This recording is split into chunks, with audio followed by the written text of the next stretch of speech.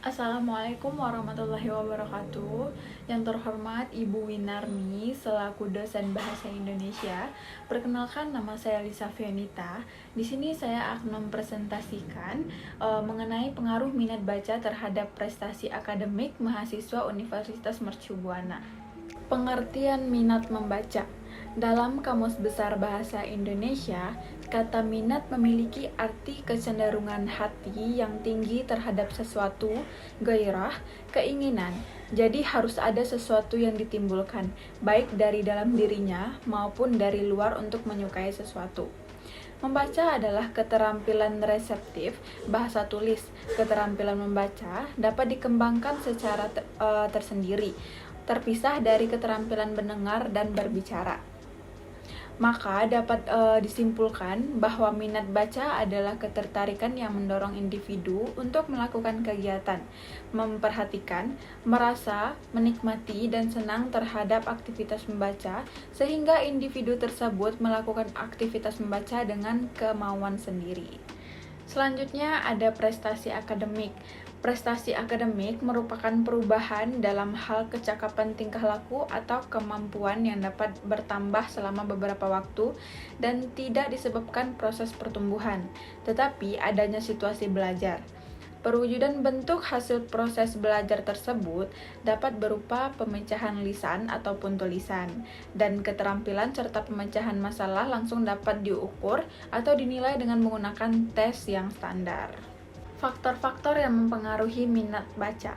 Yang pertama ada faktor personal, adalah faktor yang berasal dari dalam diri seseorang yang meliputi usia, jenis kelamin, intelijensi, kemampuan membaca, sikap, dan kebutuhan psikologis. Dan yang kedua ada faktor institusional, yaitu faktor yang berasal dari luar individu, yang meliputi tersedianya buku-buku, status sosial ekonomi, pengaruh orang tua, teman sebaya, guru dan dosen, dan televisi. Selanjutnya ada manfaat membaca. Membaca dapat meningkatkan literasi itu sendiri. Nah, dengan adanya literasi ini, kita akan lebih bisa beradaptasi dengan perkembangan dunia dan perkembangan zaman. Sebab, apabila sudah kalah literasi, maka akan susah sekali bersaing di dunia kerja maupun bertahan untuk hidup. Cara meningkatkan literasi sendiri tidak hanya dari buku, bisa juga melalui video, media berita, film, ataupun yang lainnya. Akan tetapi, buku menjadi hal utama dan sumber informasi yang paling baku dan minim sekali akan kesalahan. Faktor-faktor penyebab rendahnya minat baca. Yang pertama itu ada faktor internal, yaitu faktor-faktor yang berasal dari dalam diri individu tersebut.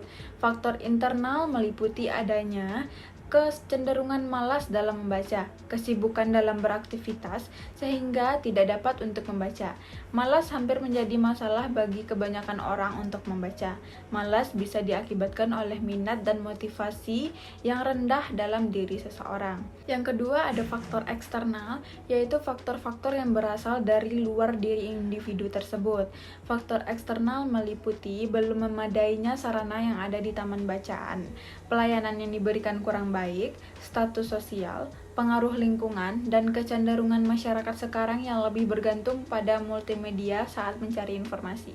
Cara meningkatkan minat baca, ada beberapa hal yang bisa meningkatkan minat baca, yaitu membangun motivasi minat membaca.